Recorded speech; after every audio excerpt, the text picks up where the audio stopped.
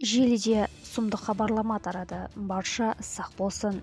Сәлеметсіздер ме, қымбат көрермен, біздің арнамызға қош келдіңіз. Еліміз және Қазақстанда болып жатқан жаңалықтарды ең біріншілерден болып білу үшін біздің арнамызға жазылыңыз. Видеомыз астында бір дана лайк және жазылу түймелерін басып қойыңыз. Қолдарыңыз Кабатулланың қабырғаларына тисін. Ендеше біз басадық. Таяу шығыста тағы соғыс басталды. Хамас Израильге кенеттен басып кіріп, ондаған адамды мерт қылды.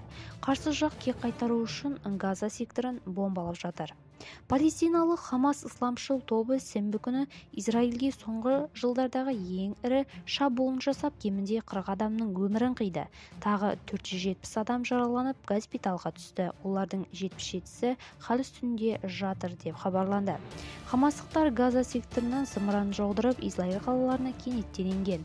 Израиль Иранға артқа сүйеген бұл топтың өзіне соғыс жариялаған армиясының Газа маңындағы израилдық бірнеше қаласы мен әскери базаларында солдаттармен соғысып жатқанын растады және премьер-министр кек қайтаруға уәде беріп отыр. Біздің жауымыз құн төлейді, соғысамыз және онда жеңеміз, дейді Нетаньяху.